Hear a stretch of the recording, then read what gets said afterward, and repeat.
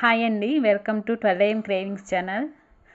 And ఇది వచ్చేసి కనుక ఈ వీడియో వచ్చేసి మా చిండుగడు కోసం అండి. పాపం నైట్ ఆడికి బైక్ యాక్సిడెంట్ అయింది.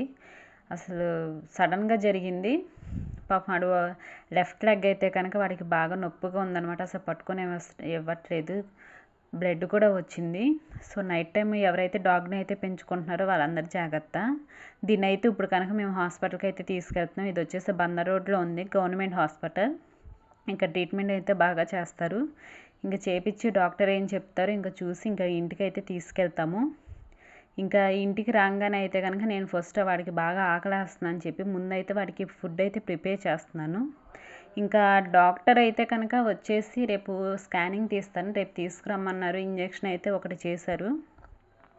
సో రేపు కూడా తీసుకెళ్ళిన తర్వాత ఏం చెప్తారో చూడాలి. అండ్ వాడికి ఫుడ్ వండుతున్నానంటే మాత్రం వాడు అస్సలు ఆగలేడు. అలాంటిది సైలెంట్గా కూర్చుని చూస్తున్నాడు అది ఉడికే వరకు కూడా. వాడిని అలా చూసేసరికి నాకే చాలా బాధ అనిపించి ఏడుపు వచ్చేసింది అసలు. దానికి ఇంక మా రిషిగాడు అయితే అది ఎప్పుడు లేసుద్దా అని చెప్పి చూస్తున్నాడు. దానికైతే కనుక తడిగుడ్డ పెట్టి కట్టమన్నారు అనమాట, ఎక్కడైతే పెయిన్ ఉందో అక్కడ. సో అలా కట్టి మేము ఉంచాము. ఇంకెంతలో దానికి ఫుడ్ కూడా రెడీ అవుతుంది. దానికి ఫుడ్ కనుక పెట్టేసి దానికి అది కాసేపు రెస్ట్ తీసుకుంటే కనుక సెట్ అవుతుంది అని చెప్పని నేను అనుకుంటున్నాను.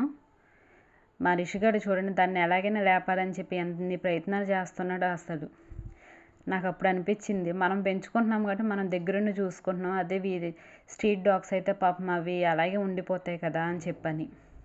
ఇంకో దానికైతే ఫుడ్ అయితే ప్రిపేర్ అయిపోయింది. ఇంకా దానికి కూడా ఫుడ్ పెట్టేస్తాను. ఇంకా వేడిగా ఉందని కొంచెం చల్లార్చడానికి అని చెప్పి అలాగా పెట్టాను. రేపు ఎక్స్రేలో అయితే అంతా బాగానే ఉండాలని చెప్పని అయితే కోరుకుంటున్నా. త్వరగా కోలుకోవాలి అని చెప్పని నేను అనుకుంటున్నా. అండ్ డాగ్స్ పెంచుకునేటోళ్ళు అయితే మాత్రం చాలా జాగ్రత్తగా ఉండండి బైక్ రైడర్స్తో. Thank you.